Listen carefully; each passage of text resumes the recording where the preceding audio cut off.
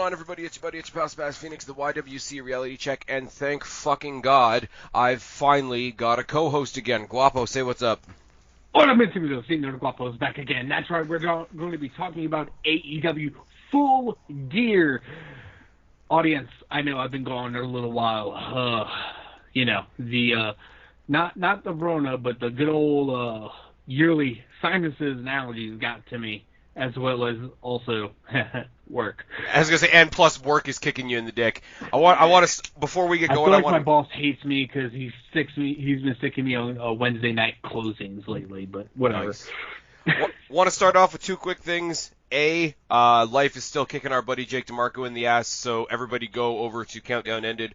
Go show him some love, but more importantly, the guy to my digital left just had a birthday.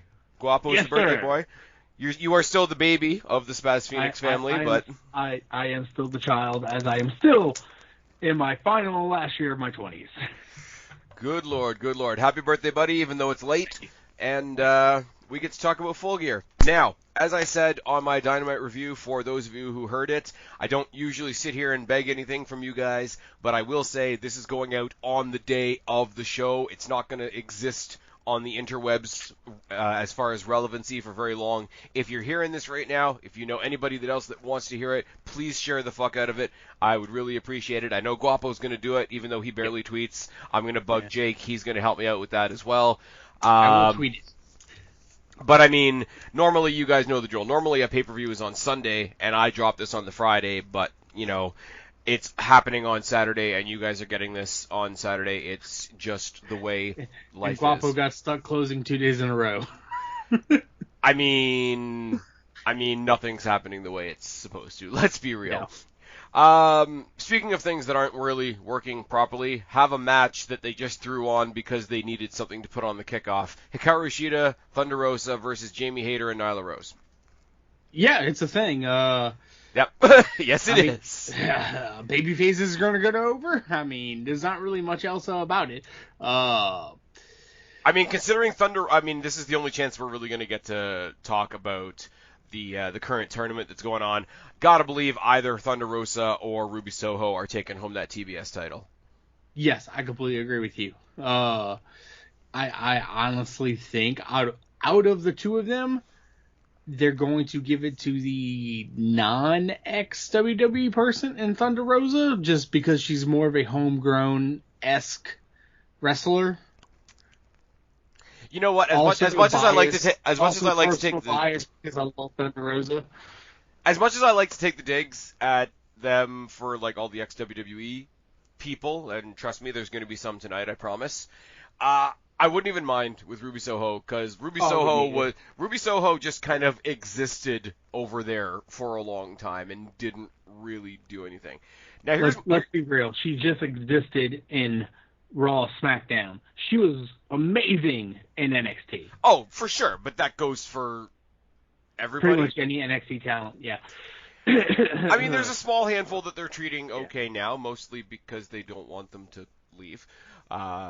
Kevin Owens, I'm looking in your direction. Sami Zayn, I'm kind of looking in your direction. Finn Balor, I'm kind of looking in your direction. That's Rollins? But here's the thing. Here's the thing, right? I know this is a kickoff match, and I know AEW still has a lot of work to do as far as their women's division goes, so I'm not going to pick on them too much. I don't mind really throwing two baby faces together like Hikaru Shida and Thunder Rosa. Both amazing, both could use some shine, and they're going to win. On the other side of the coin, however, you've got Nyla Rose, who I'm not the biggest fan of, but Jamie Hayter has a teammate. Like, why isn't it just Britt Baker's lackeys, like Jamie Hayter and Rebel Not Reba, Reba Not Rebel in this match? I mean, I'm pretty sure she's not injured. I think the whole thing, yeah. I mean, she wrestled on Wednesday. I think the whole point is that Shida and Nyla have a match for the TNT, or okay. Yeah. Okay. I think it's the both sides or two of the people on both sides of the brackets. Is it bad that I may have forgotten that Hikaru Shida was in the tournament? I mean, I'm looking at the other ones and I'm just like, not. I mean, she kind of beat Serena Deeb. Actually, I mean, if they're going to sell Sheeta's knee injury or whatever more, I mean, they could have the heels win this one, but... That's fair. I mean, I don't think Jamie Hayter's going any farther in the tournament. She's definitely not going over Thunder Rosa, so... Oh, absolutely not. I mean, because she just got fired from WWE, we might be just this much closer to that, all awe-inspiring Nyla Rose versus Nia Jax match. Yeah, no. I don't feel bad that Nia Jax got fired, by the way, considering the reason may have been she flat out refused to get vaccinated. Did you see her statement? Yeah, and as polite as I can be, I think she's pulling the mental health card to make up for I was difficult and wouldn't get vaccinated, and that's just what they're doing now. I will be doing something at some point on the last set of releases from WWE. There are a couple that I think were with good. A majority of them are ridiculous. I want to say that right off the bat. Off the top of my head, Ember Moon. How the fuck do you get rid of Ember Moon? How the fuck do you fuck up and get rid of Karrion Kross? Well, they fucked up Karrion Kross was like the last. Also Keith Lee. Keith Lee, Mia Yim is an ongoing story. Mia Yim never even got to debut on the main roster other than like when she was with Retribution for a little bit. But I will say, Karrion Kross, and this is my bias towards the old NXT, Karrion Kross was the last truly cool thing that NXT did. Like, everybody else came, and I don't mean like nobody else was cool. I mean everybody else that was kind of cool or became something was already kind of, like Adam Cole is the prime example. Right. Like NXT, even I won't say that NXT created Adam Cole, but the presentation and the imagery and everything that they put into Karrion Kross, especially on his debut, for a guy that had to debut during the pandemic, was really cool, and he did the whole, I can't wait to see this guy's entrance on the main roster, can't wait to see this guy make this cool, mystical entrance at WrestleMania. It's kind of the nail in the coffin for the old NXT, but that's another conversation for another day. But in that group of releases, there are a small handful of people that had asked for their releases and were granted them, so you can't really be upset about that. And if they put a thing in place, especially with all the touring that they're doing and the kind of entertainment that they are, that the vaccine thing, and I'm not going to come heavily in politically with the whole vaccine thing, I'm really not, but if they said, hey, this is this, or you don't have a job anymore, I'm sorry, the rest of the world is dealing with that shit. WWE stars are going to have to deal with it too. It's not to get into the political side or anything like that, but the biggest so we have a tangent, but we have a slight gripe right now by us because myself as well as about five others in my little wrestling niche group down here in Louisiana, we've been holding tickets for Dynamite for New Orleans for going on about a year and a half or more than that. Didn't that get postponed again? Yep, it just got pushed back again. Because in Vegas they got their show pushed back too. Yes. So, the announcement was that it got pushed back due to a scheduling conflict with the venue. So, okay, not getting political whatsoever. I don't live in the city of New Orleans any longer. I used to a long time ago. Mm-hmm. However, the current mayor has a statute and mandate that you must be vaccinated to do anything, more or less. Yeah, we got the same up here right now. We got the vaccine passport. Correct. I got the jabby stabby because I wanted to go back to theaters. I'm not gonna lie. So same thing for down here. Well, down here for New Orleans because I live closer to Baton Rouge, which is the state capital. And long story short, we don't have that over here by us up here, but down in New Orleans they have that. My thing, what all of us have concluded is it's because of the mandate for the vaccine in the city of New Orleans, simply because the same day there was a news report that Tony Khan had said that he is not making any of his wrestlers get it if it's their choice. So that's what I'm thinking it is. Which all of us are mad because it just got pushed back to April of 2022. So by the time the show comes, if it comes, we will have held onto these tickets for over 2 years. Damn. Well, I haven't held on to any tickets. I just haven't had anything up here in 2 years. I'm getting a small WWE house show a couple days after my birthday, a couple days after Christmas, at the end of December at the Coca-Cola Arena in Toronto. That will be the first. I've been to 2 Destiny shows. Destiny's great; they're getting back up and kicking. But as far as like the mainstream wrestling thing, in the past, I think the last time I went was mid 2019, and December 29th, 2021 will be the first of any wrestling that I've seen in Toronto from a mainstream source. So I haven't even been holding on to a ticket for 2 years. The last wrestling show, technically the last independent show I went to was a couple months ago to Wildcat Promotions in New Orleans. Very nice. Right outside New Orleans. Wrestler Luke Hawks runs it. Really cool. Great little promotion down here, as well as also he brings in some pretty decent talent for it. Side note. The only, the biggest major wrestling promotion I was able to see so far has been Dynamite. Earlier this year, whenever I went to Jacksonville. Right, because you were at Daly's place. Yes, the only reason why I was able to go to a Dynamite was because I traveled to Jacksonville. And you sent me a video from the venue because you're a dick. Spaz, you know I love you. I know. I'm telling you, man, you guys and Jake and everybody, I'm going to get you guys up here for a Destiny show one day. It's going to happen. Absolutely. And we're going to do a massive special. I just want to go to the Great White North at least once in my life. Well. And do some Canadian shit with my friends. Yeah. Right now, it's the okay, we're slightly above you. I don't know about the Great White North. Anyways, so there's a show on tonight that we should be talking about. We just need to figure out a trip for me and Kristen to come up there at some point. Oh yeah, that's right. Kristen kind of watches wrestling again now. Sorta. Eventually going to get her back here on for a Flix Fix, but schedules are kicking everybody in the ass.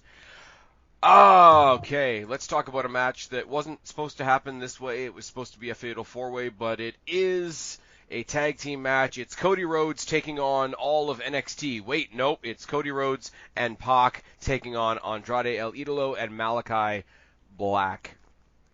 It should be 2 different matches. Like, Andrade's trying to take the Lucha Brothers away from Pac. That should be a match. Cody Rhodes and Malachi Black. All right, I guess Cody's doing all right with this one. And the only argument or anything I can really see behind this is just because they didn't want to dedicate another Cody versus Black match, or another Pac versus Andrade match dedicated by themselves. Mostly because which match do you throw down to the undercard? Because I don't think you throw either of them. I don't think you throw either of them. And there's nothing else on this card you can drop down to the drop down. Sure there is. We'll get to it when we get to it, and I know nobody will agree with me, so it's fine. I think I know which match you're talking about, but no, it won't. It wouldn't. It's the only match on this card that I don't give a shit about, and if you've been paying attention to my Dynamite reviews, guys, you're gonna know exactly what match I'm talking about. I do know what match you're talking about, but we're gonna get there. We're gonna get there when we get there. The next match. I will say, okay. I know I have to say this all the time. My feelings on Cody Rhodes aside, this is going to be a fucking fantastic match. Prodigy. I mean, they haven't set a foot wrong with Malachi Black, I don't think. Andrade El Idolo had a really weird start, and they've sort of brought it back on track, which I got to give them credit for. And Pac's just Pac. Like, they haven't fucked him up or really put a rocket on his back either. He just comes and he does his shit. And there's something cool about that as well. I gotta believe that you're putting Andrade and Black over in this match. They're the two newer acts, and they've been booked relatively strongly. Andrade and his rotating cast of managers. The next one was going to be Ric Flair, and then something happened. Anyways, what? Yeah. Hmm. Some dark ring or something. Hey, I don't want to hear about hookers on this show, all right? Dark Side of the Moon. Yeah, I'm going to throw it behind Andrade and Malachi unless we get some weirdness, because Andrade El Idolo, it's heavily implied, also sort of has a deal with the Pinnacle, and Pac sort of has some backup with the Lucha Brothers. There's a lot of other schmaws that could be thrown into here that I just hope they don't do. I'm calling now. Black pins Cody for the win. Yeah, so that he goes, because he would go up 3-1 or 3-0 or 4-0 at that point over Cody. He would go up 3-1. Cody did take a win from him a couple weeks ago. Remember? Yes. Can't have him getting too many losses on his record, because he's not the boss or anything. No. EVP. One that's going to be fun, one that I'm looking forward to. It's not setting off all the fireworks in my head that I wish it was, but Super Click taking on Jurassic Express and Christian Cage. This is going to be a lot of fun. I like the Super Click. I've got a and it's a Falls Count Anywhere match.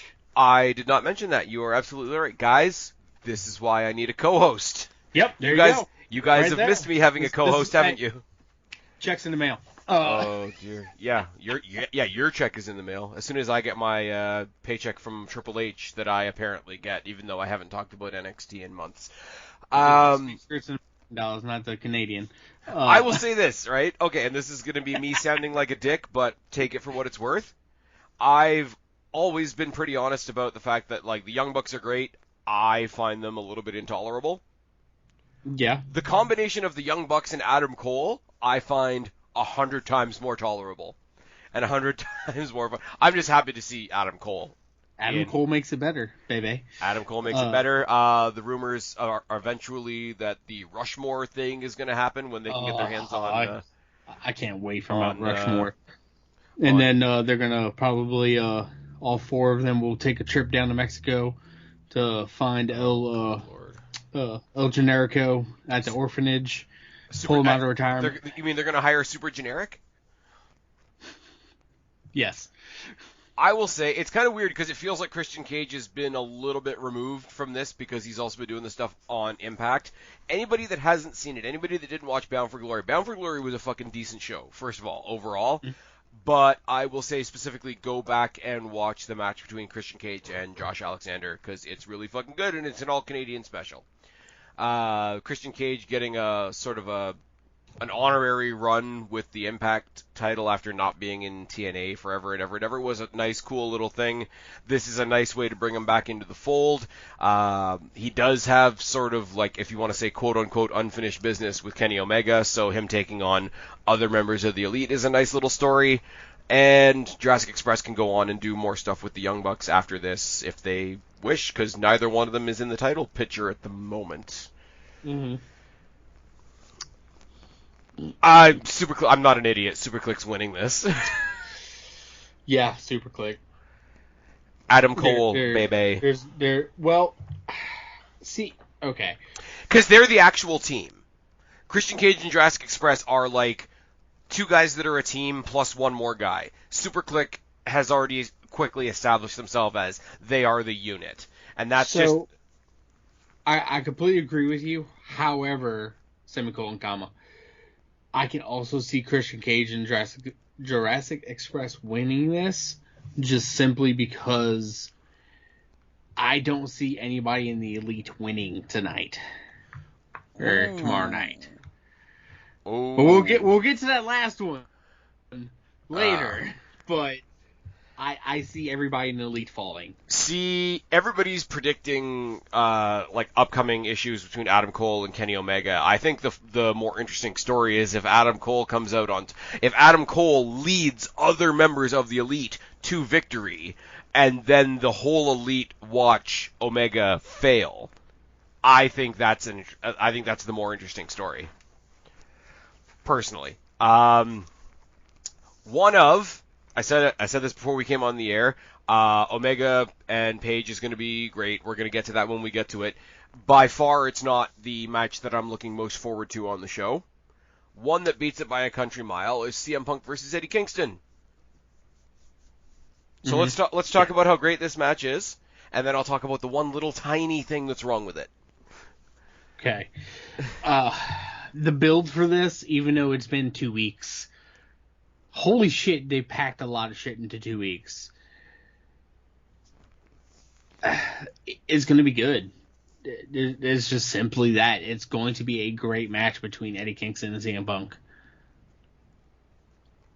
What you got? I think there's an interesting story. I think there's an interesting dichotomy, rather, that CM Punk was one of the ones to come out and talk about Moxley, and we're going to talk about Moxley later, but Eddie Kingston is the partner of Moxley, and for them to come head-to-head, I think it's kind of funny that they initially came head-to-head after Eddie Kingston lost to Bryan Danielson, because eventually the tie is going to be made between Punk and Danielson, and we're going to get that match at some point, whether there's a belt involved or not.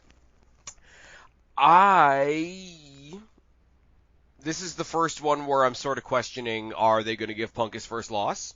Which has a lot of intrigue. Surprised that it's not got some kind of hardcore stipulation attached because of how, like, off his nut Eddie Kingston's been, like, out of nowhere in the past week or so. I wouldn't be surprised if they add that in the kickoff. And I know AEW doesn't typically, like, make last-minute changes, but it's one of those things where it's like if they have a blow-up on the kickoff for whatever reason, and Tony Khan hits Twitter and puts some of that sweet TK dust on it and says, all right, guys, it's going to be no holds barred or whatever. And even though it's in the middle of the card, we're going to make it the lights out match or something like that. Here is my problem. And I wish I didn't have this problem because I really want to enjoy how awesome this match is going to be. And it's not a problem that I have specifically with this match. It's a problem that I have with every now and then AEW kind of does this. AEW hasn't told a story here. Like they haven't put a story on screen.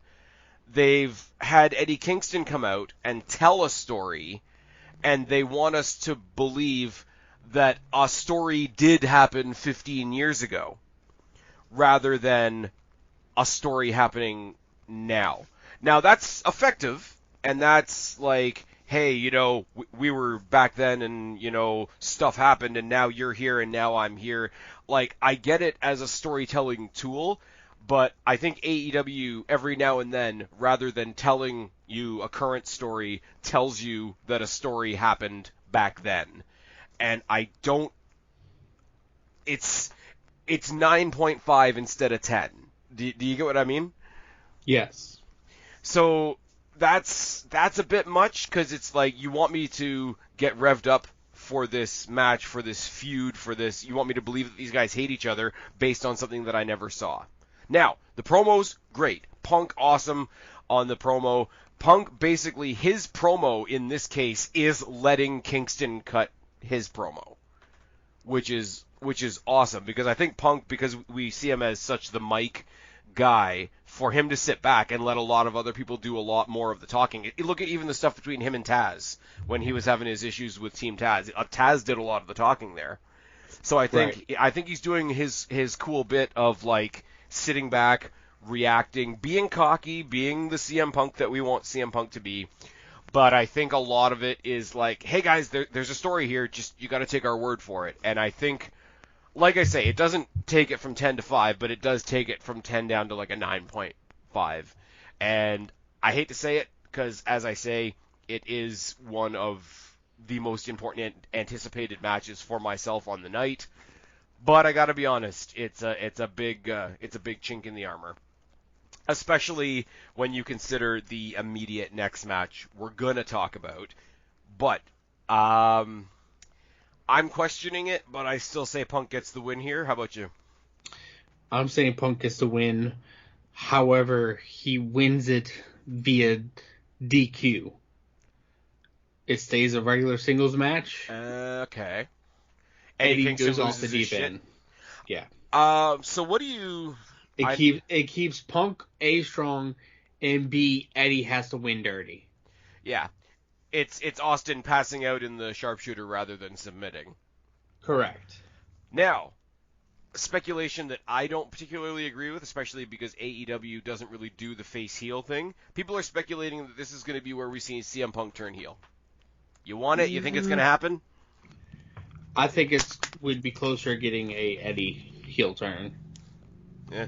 But see, like, I don't think an Eddie heel turn would be effective because he doesn't, like, he himself doesn't put himself out there as, like, the good guy to begin with.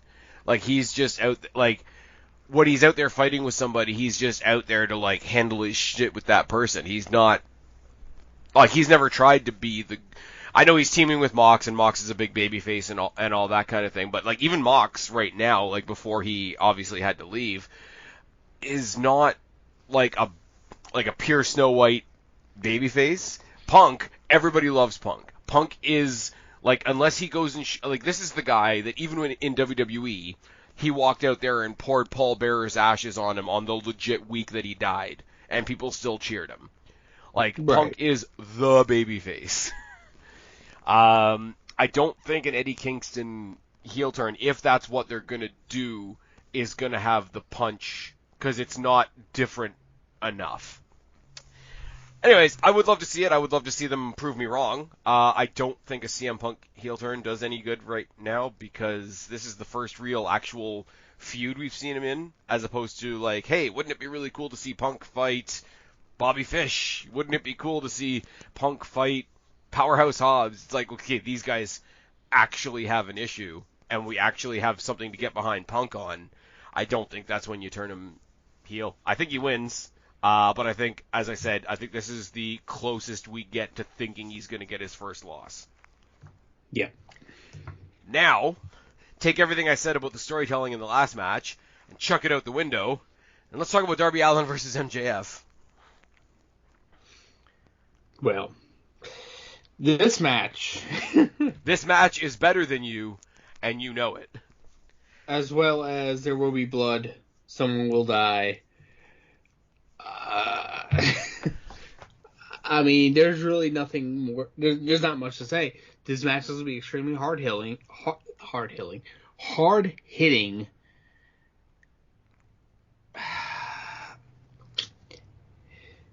MJF. I think it's MJF's first loss. No. I think MJF wins it. A, not clean. B, he wins it some sort of dirty or shitty ass way, but MJF wins this and proceeds to use this as I beat Darby Allin. I beat the golden boy of AEW. I've beat all the pillars. I've beat every pillar. I can see that. I'm the best. I am better than you, and you know it. And he rides this into the sunset. Into the title picture. Of going straight into a title picture. Not he's going to say fuck the TNT title and go straight into a title picture. To whoever wins the Bryan Miro match. Right. Or whoever. Well, see, here's the thing, like, because Bryan, like, that was the one thing I thought was funny, because he said Paige and Omega, whoever wins out of you guys, like, I've got next type thing. But no, like, the winner of the Eliminator has next, because the Eliminator is to literally determine who has next.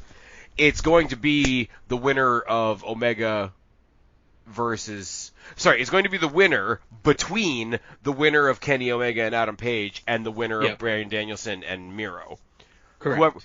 Whoever wins that, they're going to face, and whoever wins that maybe faces MJF. And then at that point, it depends on whether it's a babyface or a heel. Makes sense. What you're saying makes more sense than what I'm about to say.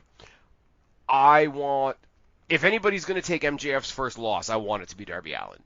Even if it's not here, I want MJF's first loss to go to Darby Allin. I used to say Jungle Boy, but I don't think as much anymore. I think Darby Allin, especially with the way they've gone with the storytelling here, I want to see a situation where MJF tries to use the beautiful diamond ring and ends up eating it from Darby Allin.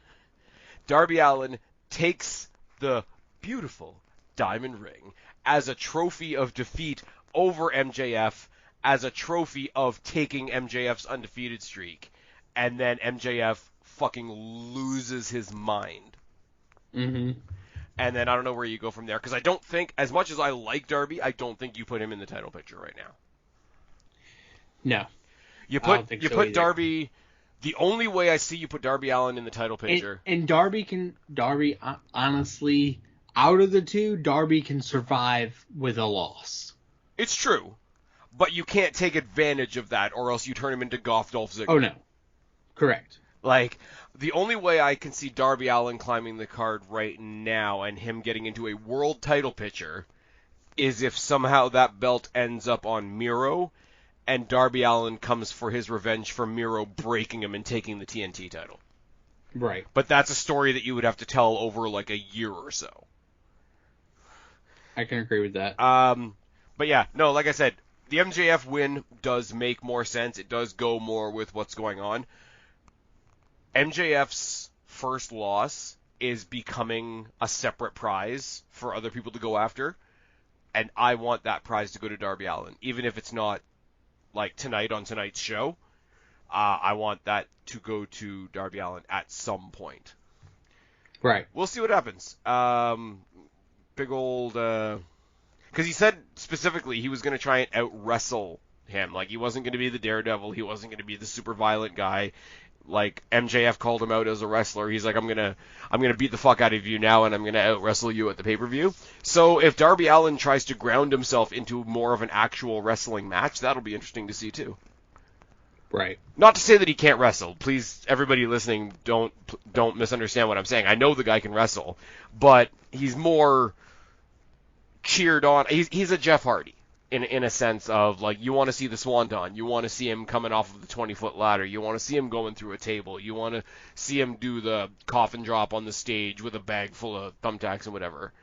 So for him to, like, intentionally lean away from that into an actual wrestling match will be an interesting story in and of itself. And if that's the case, and if he loses because he tried to lean too far into that, then MJF proves that he's gotten into his head, which is what all the promos have been about. Then yes, MJF wins the match, and my prediction can go fuck itself.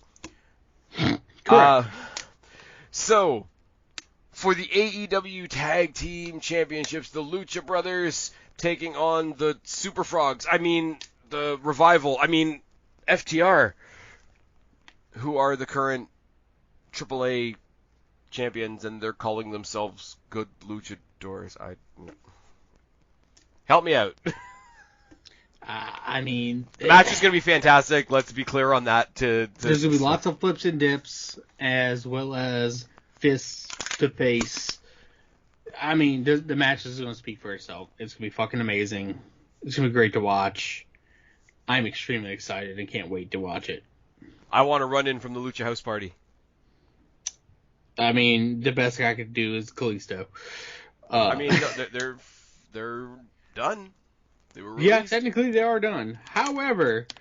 Fuck, 90-day no-compete. Never mind, leave me alone. Oh yeah, Samurai Del Sol, who's getting shit on Twitter because he spelled John wrong. Yeah, I don't understand that one either. But I'm sorry, with all due respect to those involved, fuck off. The guy's trying to pay tribute to a friend of his that passed away in a language that's not his first language. You're being ridiculous. And yes, Chris Jericho, I'm including you in that. Anyways, getting back to Cash Wheeler, Dak Hardwood. The Super Frog costumes. Yes. Can we talk about the Super Frog costumes? How completely stupid they looked? Yep. Or the fact that they actually won in them? Yep. And the fact And that remember, they left kinda, they left WWE because Vince had some silly gimmicks in mind for them. I mean, it's nowhere near as bad as the shit that they were going to be doing in WWE, but This is Uzi Hot levels, bro. no. Yes. This led to them having a winning a title, and B possibly winning another. Yeah. Here's the other thing for you. Uzi Hot wasn't doing shit. Let me ask you something though. Okay, ask me. Go for it. I'll just say this, Shoot. right? How are AEW missing the obvious marketing ploy of making this title versus title? Because I don't know. I don't. I thought the same thing earlier whenever I was looking at the match card. However, I think they rubber band this and or they allow FTR to go to AAA to defend the titles to either A, lose them or retain them, or you bring in a house party. AAA team to come face them. Which I don't watch enough AAA to give you a decent tag team. I don't know either. So yeah, Omega's still their main champion, isn't he? Yes, Omega is still the AAA world champion. Was it the triple? Isn't it like literally the AAA Mega Championship or whatever? Let's see. Hold on, I can tell you exactly the name of the title. I just don't remember off the top of my head at the moment. It is the AAA Mega Championship. Okay. And that's what Omega has.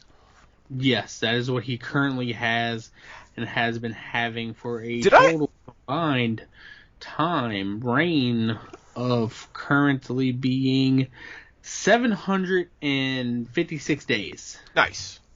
Probably elongated by COVID. Yeah, kind of. Am I wrong? Did he not win that title off of Rey Fenix? Yes, that is correct. All right, there we go. I just think there's a title versus title is always a cool thing to put on a marquee. It will sell. Phoenix won it off of Jeff Jarrett. Nice. Thank you, wrestling. Listen up, slap nuts. Anyways, no, I just think like I know this is like super simplicity, and I'm not supposed to be AEW's marketers, right? But title versus title always sells. I mean, we have Survivor Series coming up. But also, you've got a dual story here where obviously, immediately, the Lucha Brothers want to get their AAA titles back. But FTR are former AEW tag team titles, and they're trying to get those titles back. Like, I think you could do exactly what you're doing and have it tell two more stories. And I think they missed a trick as far as how they identified this match. The match is going to be great. This is the one match of the whole card, if they were gonna do like a fuck finish or a non-finish or some shenanigans, this is the match where I think they might get away with it and where shenanigans might be okay.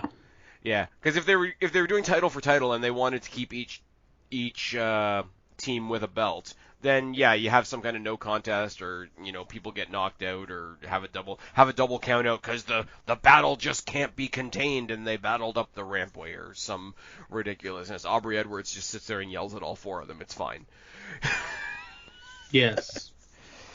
I mean, I would like to see. Do you remember when the Invasion angle happened and everybody was facing everybody at the Invasion pay-per-view? Even the referees were fighting each other when it was Earl Hebner versus Nick Patrick. Yes. Give me Aubrey Edwards versus Jessica Carr. I'll take it. Nice. It'll be good. Jessica Carr. I'll watch the shit out of that. Jessica Carr could get it. Anyways, moving on. Okay. The next one is all you. Because the next one can go suck a fuck. And I don't want it on my TV. What? Tell me why I need to care about the Minneapolis street fight when I look at the 10 names on here and 7 of them should be doing better things. I mean, Chris Jericho, man. He's the GOAT. That's basically it. That's all I got. I honestly...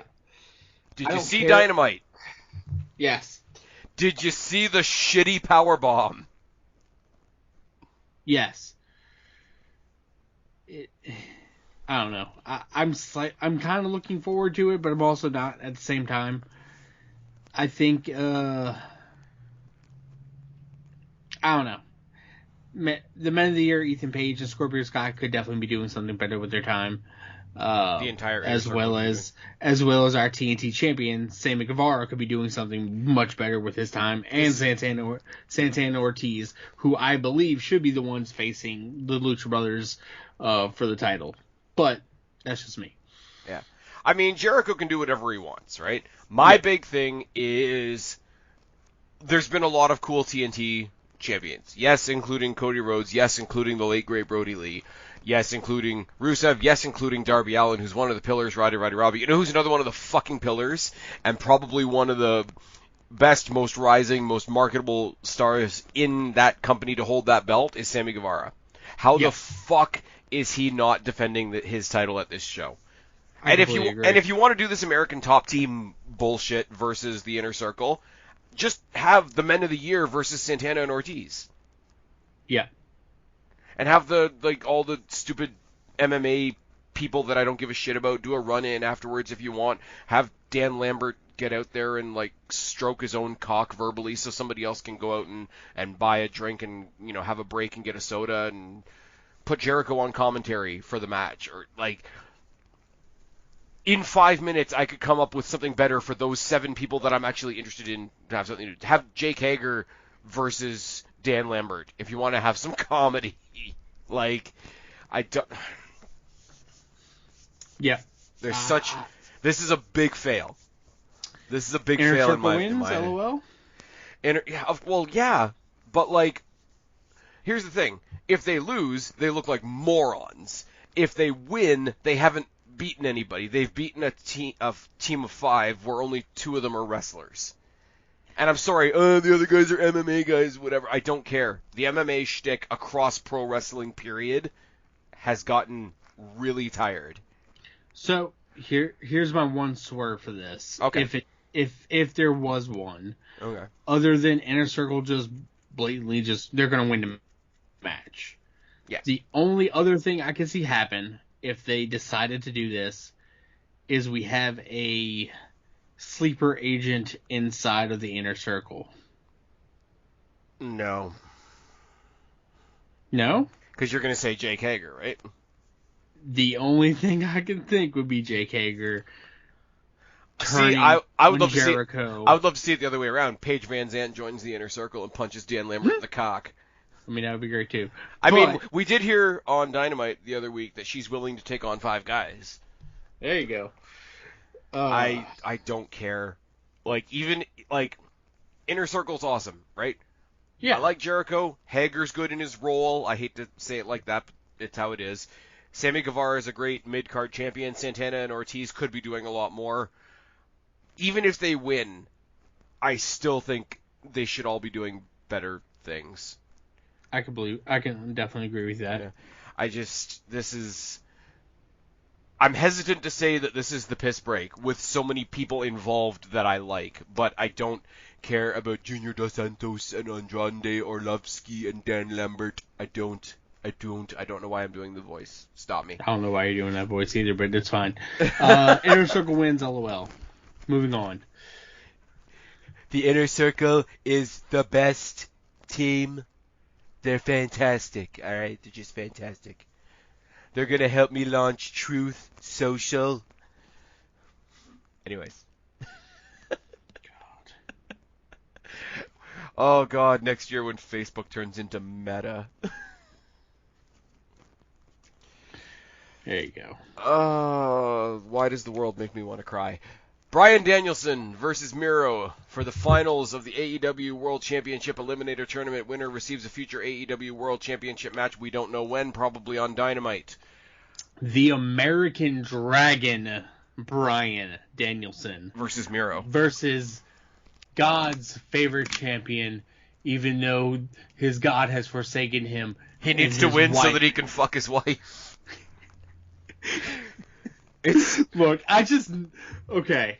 Lana has to be debuting soon, right? I need Lana at some point. CJ Perry, whatever. I need the full cuckold or whatever the fuck they want to do with this, of just her holding his balls or where the fuck how they want to do it, of just shaming him. Like, I need full CJ Perry as Cersei or whatever the fuck they want to do. You just want her, like, he doesn't get any music anymore. It's just her walking behind him. Like, shame. Yes. Shame. That is so... I need it. And see, I said the opposite a couple weeks ago on Dynamite. I said, like, the cool thing would be we don't see CJ Perry until Miro wins the belt. And she comes out to congratulate him. Because that would be cool. Like, outside of storytelling for a second, outside of WWE versus AEW, like, that would just be a cool thing to see. Yeah, I can agree with you there. However, okay, I will say I don't want to bring it totally down. We do have to address the elephant in the room.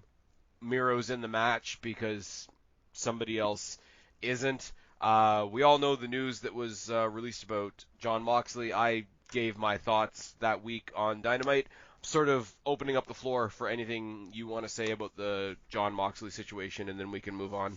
The only thing I really would say is I'm extremely happy for Jon to receive the help that he needs. It's a extremely hard, difficult thing for not just himself but his own family, and it takes a true man to realize there's a problem and to seek out the help to get it. My thoughts, prayers definitely go out to Jon and his family. As becoming a new father, I'm sure things have been more difficult for him lately, and it's a great thing to see that he's going to get the treatment that he needs to fight the disease that is alcoholism. I personally, in my personal life, do have family who has battled it. It's a struggle every day. However, thankfully, my family is very understanding with those family members, as we do not try to flaunt or put alcohol in their face whenever they are around. I know the wrestling business is a difficult thing. However, it's a very good thing that he's getting the help that he needs, and it sucks that that he had to leave in this manner, or just in general, when his push and his time on screen had been so great. I love watching Jon Moxley come out of the crowd and just beat someone's ass and leave. It's always a great show. Mox is amazing. I said it once, I say it again. That was probably one of the best matches I've ever seen with Moxie for his first match back in AEW when I went to, Fyter Fest in Daytona. And it was the lights out match with him and Joey Janela. So fucking good. And you could tell he was enjoying it and just happy. So I'm extremely happy he's getting the help he needs. I know Jon's going to come back stronger, better, and just as badass as he left. So I don't really have much to add to that. Like I said, I made my comments the other night on Dynamite. It is a reminder for everybody out there. Like, I'm not necessarily the one to talk on issues like this, but I mean, everybody's dealing with some shit, especially the past couple of years. Yep. You know, reaching out, talk to somebody. Hey, send us a tweet if you want to, right? But talk to somebody. Help's always out there. There's always a 1-800 number or anything that if you need help, please reach out. There's people that make it their life's work to deal with stuff like this. So correct. Much rather hear you talk about what you're struggling with than hear something went the other way. Not to be too down on it, but completely agree. On that note, I just want to put it out there. Everybody listening to us right now, I hope you guys are doing okay. I hope you guys, if you're struggling with something, I hope you're getting the help, the support that you need. If not, you know, it's probably out there somewhere. I had no way to finish off that sentence. I don't even really want to say I hope he hurries back, but like when he does come back, fuck, he's gonna get a hero's reception, and he it's should. It's a great reality check for you, for not just you, for fans and everyone to see. These are people too, no matter what. Oh, at the end of the day, they have their own families to go home to. They do this for our entertainment and their love of pro wrestling. And all I know myself, I could probably speak for you, Spaz, on this. All we ever want is to enjoy everything that we see on the screen, and to know that these wrestlers are doing this for the love of wrestling and for the fans and for not just the companies, but just for pure just pro wrestling, and that they get to go home happy, healthy, and get to do this again the next day. You know what the thing is too, right? And I know I'm pondering on this now, right? But like it's also a good reminder that like, okay, yeah, we come here, haven't had a chance to talk to you in what feels like months. We're here, we're chomping at the bit to talk about AEW. The people at the arena, the people in that locker room are chomping at the bit to get out there and perform. But the other side of that coin is it is just wrestling. Yeah. Like there are bigger things out there, and Absolutely. Wrestling maybe wrestling mentioned, takes you away from your other things in a good way, but you know, everybody take care of yourself. Everybody take stock of like, you know, how am I really doing today, and all that kind of stuff. But it's like I said earlier in the show, like with the whole postponing again for my tickets for Dynamite, it sucks. However, it's out of my control. I can still enjoy this every Wednesday night on TV for free, or well, for the price of my cable.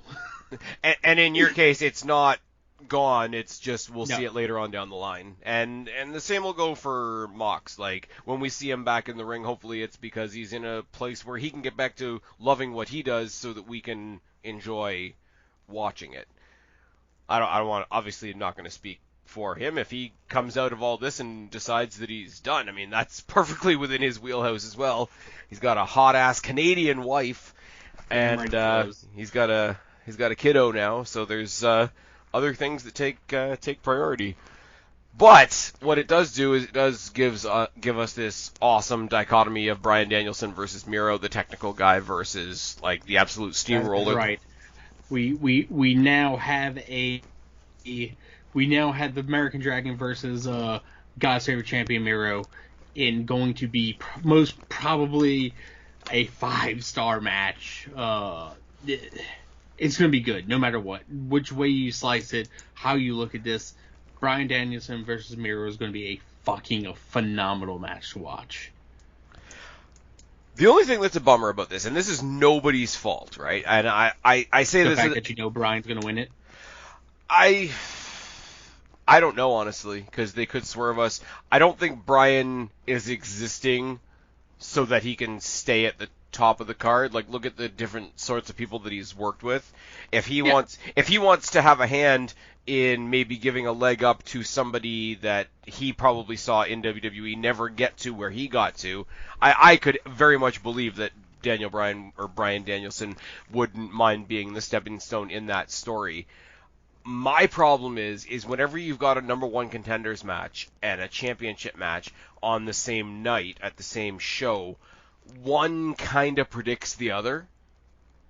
Like I know we don't do like really strict babyface and heel things, but if Bryan Danielson wins, it's a pretty good indicator to me that we're getting Danielson Omega 2.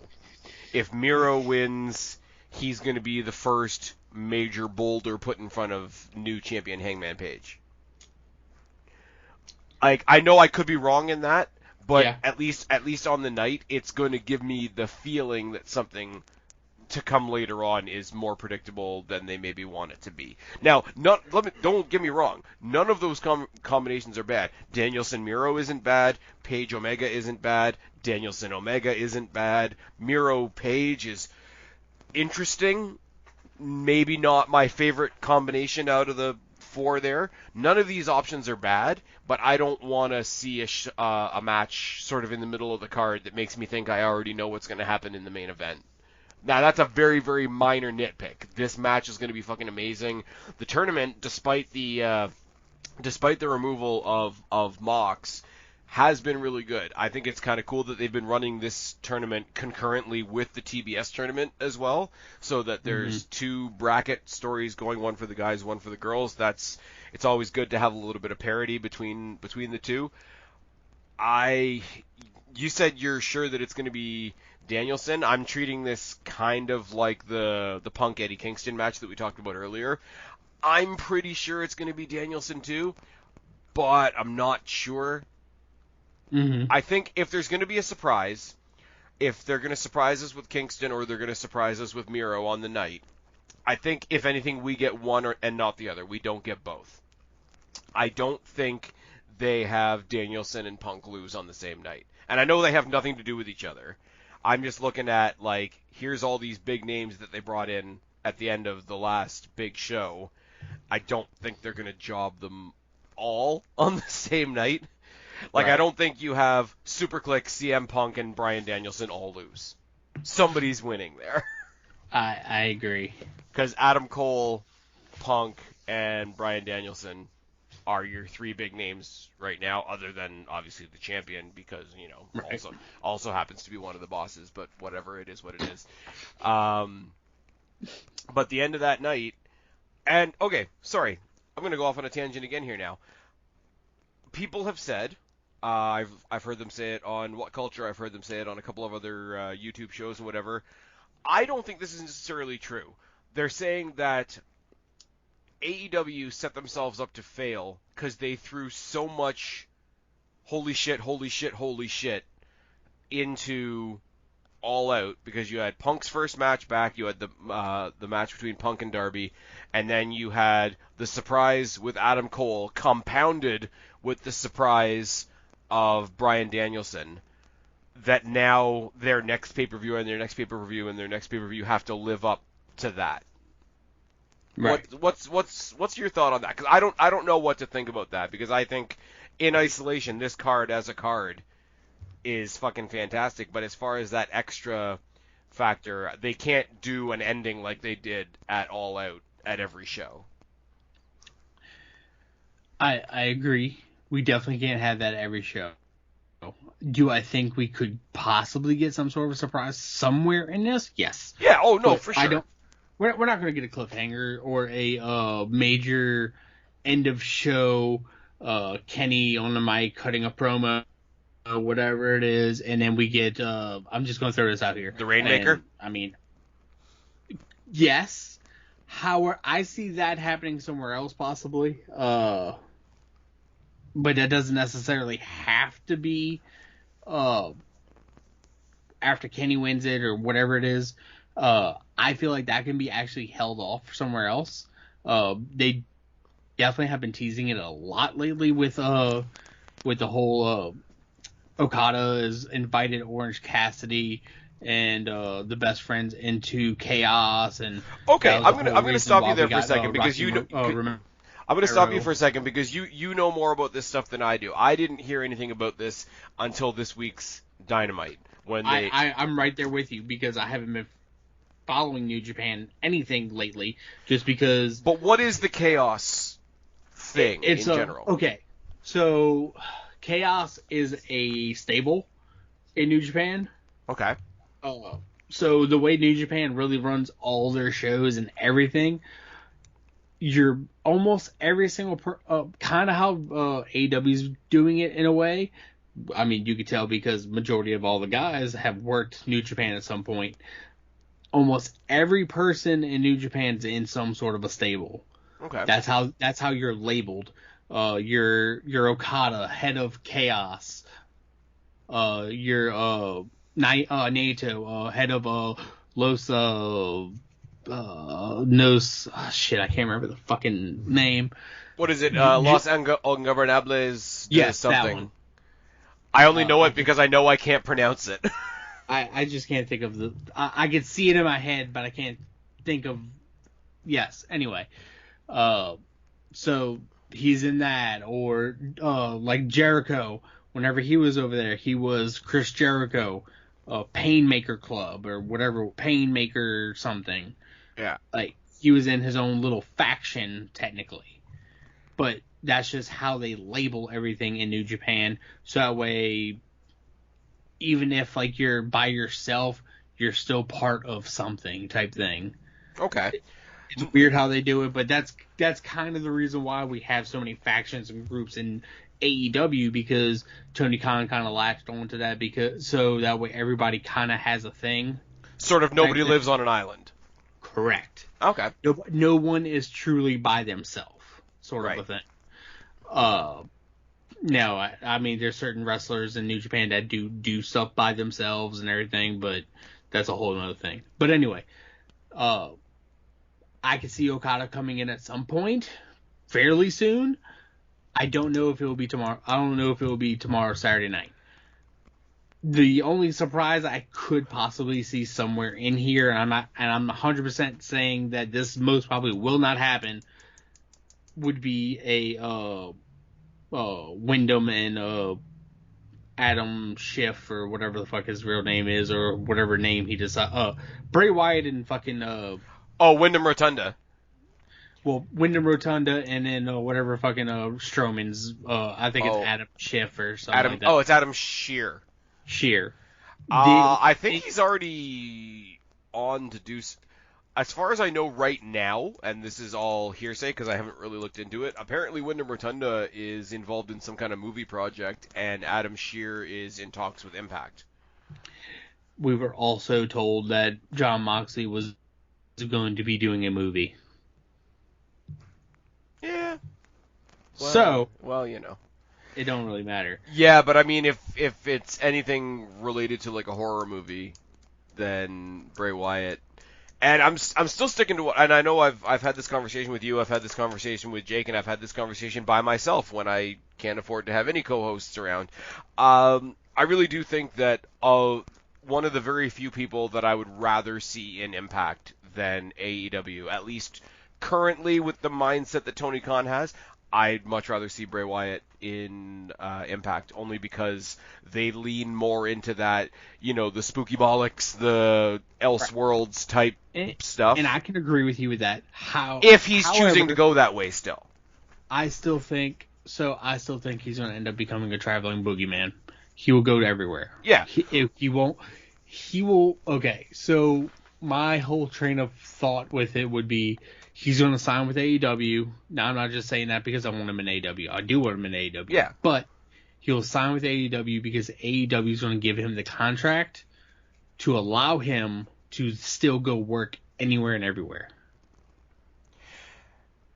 And see, again, like, I wouldn't mind that either, but I sort of want there to be something the other way, because right now there's been a lot of AEW guests that have gone over to Impact. Usually people that had ties to Impact, like Christian Cage, like Frankie Kazarian. I mean, Omega had their championship for a bit and whatever.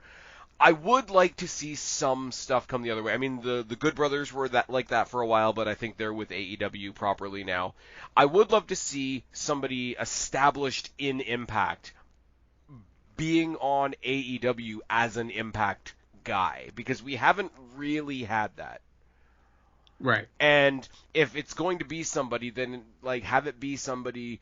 And I mean, I know Tony Khan has said in interviews and whatever that like he's definitely somebody that he would like to sit down with. But then you hear the reaction that he had to some of the more extraterrestrial Matt Hardy stuff, and he's like, yeah, we shouldn't have done the teleporting. We shouldn't have done, I think he said the transformation pool or whatever the heck he did. That was great though. Fans loved it. It was, and you know what? It's TK's sandbox. He can bring in whatever toys he wants and kick out whatever toys he wants. I'm not saying that he can't. I am saying, though, that by him not doing that, you do swing the attention for people that like stuff like that to Impact. And I think it's good. I'm not, like I say, this isn't a criticism of AEW. This is AEW being a certain thing so that Impact can be this other thing. Like, you got the Undead Bridesmaids over there. You've got Decay. I love Decay. They just lost the women's tag titles to the Inspiration, but that's okay. It's fine. We don't need to talk about that right now. Like, the only thing I could really say on AEW that comes anywhere close to, like, any type of Wyatt, Fiend, cult leader type stuff is Abaddon. And how much, and other than the Halloween show, which I don't count because maybe they just did it because it was a Halloween show, how much do they really use Abaddon other than on the YouTube shows? They haven't got her on anything yet because it's a niche character. Yeah. And like I say, they can do what they like, and if they choose to go the more realistic route, and it leaves the door open for Impact to have that more as their thing, that's cool. But that's where I'm going to want to see the guy that I know can do the spooky things. Right.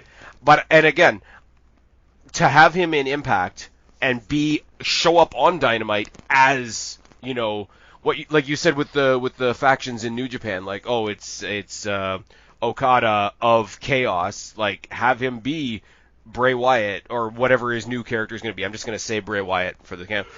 Right. Like, here's Bray Wyatt, this guy from Impact. And he's going to, quote unquote, have an impact on AEW. Oh, I had to squeeze the pun in there. Anyways, but yeah, no, I thought that whole thought pattern of, like, they set off every firework they had at the time at what was the last show? All Out. And I don't, like, that was awesome because you can't do it all the time. If they try to make this show live up to that show in that particular regard, right, I think they burn themselves out. And I think you get into a lot of the same mistakes that old TNA used to make. I can agree with you there. I don't know. It'll be interesting because they'll have to put in something. Yeah, Danielson's probably going to win. I'm probably wrong. I'm going to say Miro has a chance. Britt Baker versus Tay Conte is going to break my heart because I really like Tay Conte. I really like Britt Baker, but Tay Conte's not winning this. Okay. This one's going to be quick. The trios match on Dynamite was really fun, though. Yes. Not getting into that because I'll be honest, I skipped over it because I was extremely tired last night, and I just skipped over majority of the matches that I really didn't care about watching. That being one because get yourself hooked on 5 Hour Energy. You'll be fine. You know. No. Think about our British friends and how late they have to stay up or how early they have to get up. Michael Sidgwick will tell you how horrible and terrible his life is. They get paid to watch wrestling and then talk about it. I don't care. Michael Sidgwick can suck my left nut. Anyway. Ew. God. Ew. He's got to wipe the Cody off his lips first. Oh, God. Probably. Oh, God. Whatever. Anyway. Back to the match. Shit. I made you picture stuff. No, you didn't. It's tired in here. It's very tired in here. Britt Baker's going to win this. I hate to say that because I love Tay Conte. However, I don't believe it's not time for A, Britt Baker to lose the title. No. And B, Tay Conte could be a amazing, believable champion at this moment. However, with that being said, it's not time to have Tay be the champion. As much as that pains me because I love Tay Conte. I think she's going to be one of the, like, once we establish the TBS title, the top of that sort of second tier, like, I said this about NXT a lot. Like, as much as the top of their women's division was always great, half the time the more exciting thing was their mid card. AEW, with now this TBS title, could go down a very similar route, and if there is an established mid card, I see Tay Conte being at the top of that mid card, along with your Thunder Rosas, your Ruby Sohos, and etc. etc. I can agree with that. And then because everybody hates us, Jade Cargill's probably going to go up the card, and I'm going to stab my eyes out with toothpicks. Anyway, also, I don't believe Britt wins cleanly. No. So, I could definitely see them making this match making Britt win it very, very dirtily. You think so that they can keep the title on her, you think they have Tay Conti win but by DQ? Yes. Yeah, I can see that. Oh, okay. And again, I hate to say it, but it's another one of those ones where, like, how much run-in are we going to get? Because Baker's got, what's it called? Baker's got Rebel, and if Rebel comes out, then Anna Jay's going to come out, and if friggin' Hayter comes out, then you're going to have Thunder Rosa back out there because they're fighting in the next round, and it's all very connected. It's all very fun. I will say, I know you said you skipped it because you were tired and whatnot. The Trios match that they had, Trios, on Dynamite is worth a watch, in my opinion. It's not perfect, I'll be honest, but it is worth a watch. And I wouldn't mind those 6 women in particular going at it again. I can agree. Maybe in my bed. Anyways, on to the main event. And now, I've been shitting on it. I've said by far this is not my most anticipated match of the evening. I would say Darby Allin, MJF. I would say CM Punk, Eddie Kingston. I would say the Trios match for very different reasons. Nobody's going to deny that Kenny Omega and Hangman Page is going to be awesome. In my opinion, I think AEW and some of the more insane AEW fans have mistaken long-term storytelling for a story that has just gone on a long-ass time. But that being said, the story hasn't been terrible, and the match is going to be awesome, and everybody's behind Hangman. Which is why I think this is the one where AEW decides we are going to hand you Heartbreak, and Heartbreak's name is Kenny Omega. No. Okay, when would you ever think that I would be siding with Kenny Omega? Right now. Yes, right now, indeed. Hangman Page. It's time to have Hangman win this title. Now, do I think Hangman's going to hold on to this title very long? No! However, it's time to have Hangman go over. It's time to let him beat Kenny. It's time to let him get the championship. The Clique, the Elite falls tonight. If he wins, then it's going to be an all Adam extravaganza, and Super Clique Party are going to win the Trios match.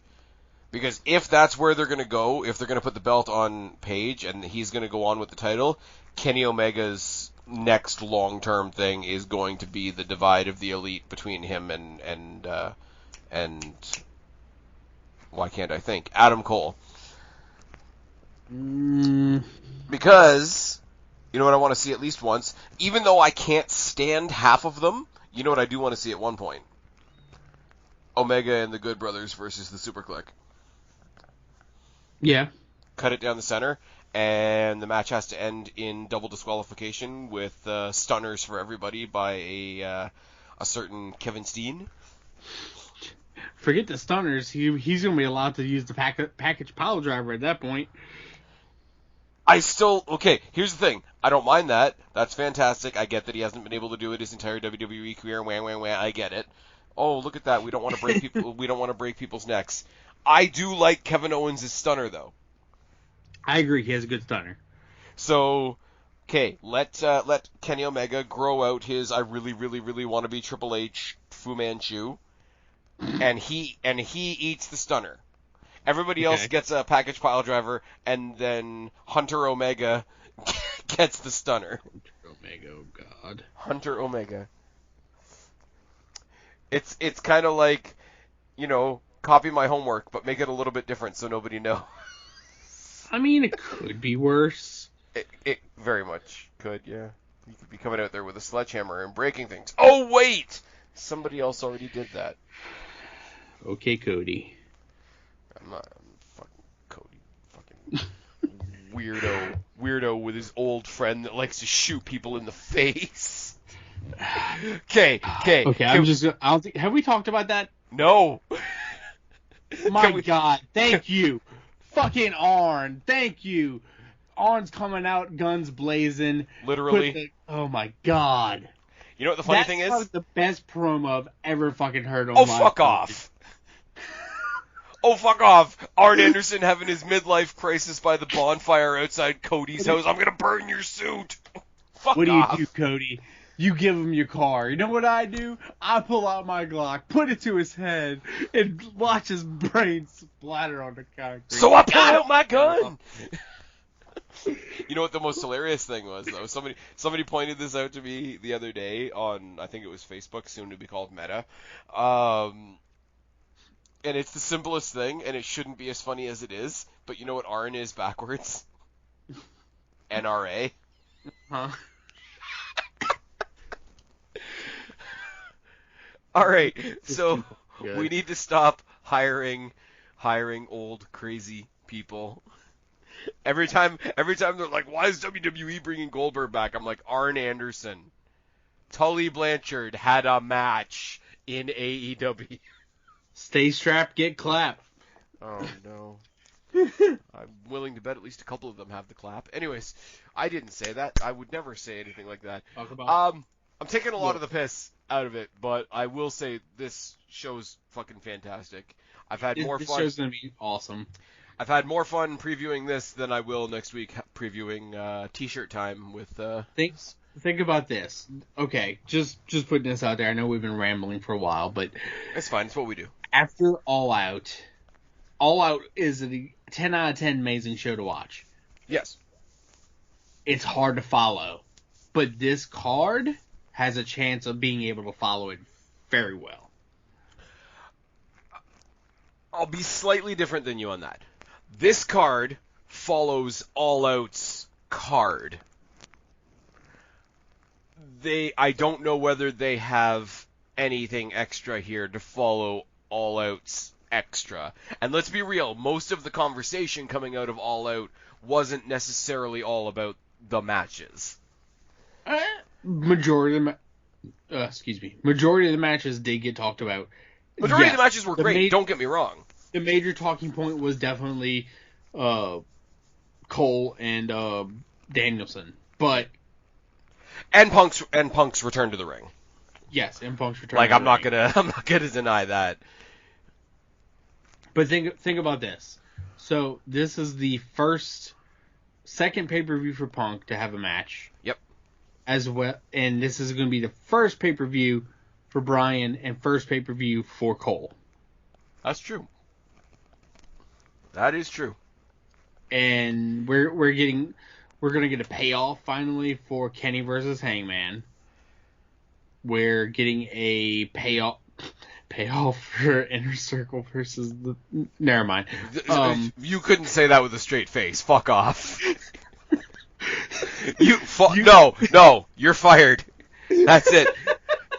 Guys, I regret to inform you that Spaz Phoenix Industries has come to terms with the release of Senor Guapo. We wish him the best in his future fucking endeavors. Get the fuck out of here with that shit. We get a payoff / first match between two people that we're probably going to get 1,000 amazing matches out of between Darby Allin and MJF. We're going to get something with Cody and Pac versus Andrade and Malachi. No matter which way you put it, that match will be good. Sure. There's nothing. I'm sure the NXT alumni will carry Cody Rhodes to a great match. There's nothing on this card besides the Inner Circle, America's top team bullshit that won't be good. Yeah, but okay, I'll give you that. There's only one match on here that I don't want to see. There's only one. Yeah. And there's 10 fucking matches, right? And yes. AEW pay-per-views tend to go long, and that's fine. But of any of the matches on this card, to be the one that I don't give a shit about, look at the names involved in that match. That's not going to be a short match. No. That's going to take up some time. I could take a nap, bro.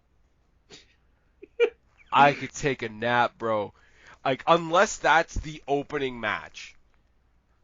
It won't be. It won't be, because the Cody tag match will probably be the opener.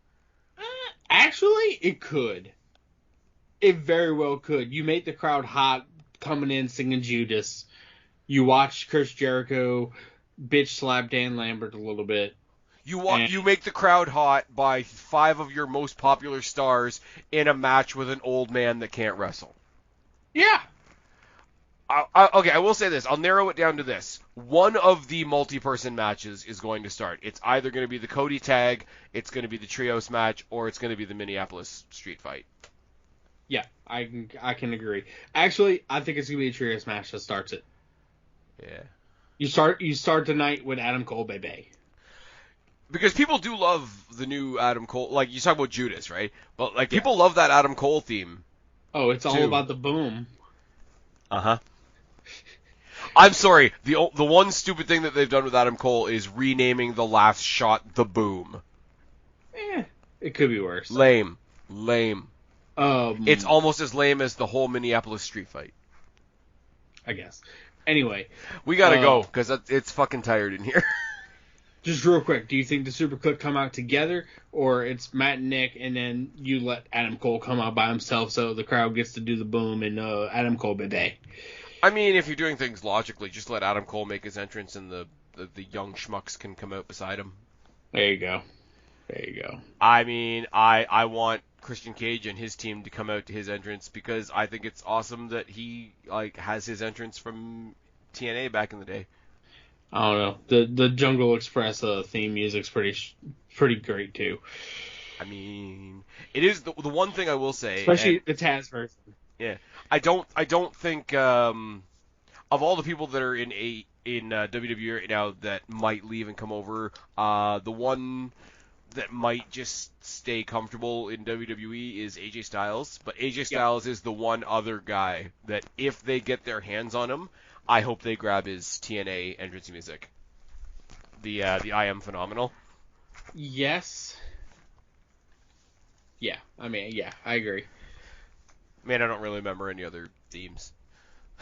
I really don't. I don't remember what Devitt's is from New Japan. So. What? Whose is? Prince Devitt. Oh, Fergal Devitt. Fergal Devitt. The last key to the Bullet Club. What you call it? Members that will actually most probably leave WWE at some point. Nah, just send them back down one more time to Fireworks and Rainbows NXT. It'll be great. Shoot me in the face. It's fine. And I'm just going to put this here at the end of the video. NXT's dead. It's bullshit. 2.0's crap. I haven't watched NXT in forever. Toxic Attraction, though. Only good thing about NXT right now. Because, let's be real, Kyle O'Reilly, at the end of his contract in about a month, gone. Yeah, but right now he's teaming with Von Wagner. My point exactly. Von Wagner, gone. Guapo. I bet Von Wagner would like you, because you've got heart. Oh. And with that, everybody. Okay, no. Hold on. Have you seen any of the Joe Gacy shit? No, thank God. Okay, look up any Joe Gacy promo. His gimmick is that he's an SJW. I'm not even kidding. Lord help me. Okay. No, dude. Let's wrap it up there, Spaz. Send us home. Time to go home. All right, tell them where to find you. You can find me on Twitter at @Guapo_504. You'll see when I tweet this video out tomorrow. And you can find him here sometimes. And here on the Spaz Phoenix channel. You used to be able to find me at the Black Hat Feline channel. However, we haven't posted a video there in like 5 years. So you find me here. Hey, but if it wasn't for that channel, I wouldn't know you guys. So there's something. And you guys know where to find me, or you wouldn't be here. He's been Guapo. I've been Spaz. We're the AEW Reality Check. I'm tired as fuck. Subscribe up there. Talk down there. Start a conversation. Keep all these conversations going. Don't be a stranger. I'll talk to each and every last one of you later. But for right now, me, Senor Guapo, are tagging out. Bye, guys. Adios, mis amigos.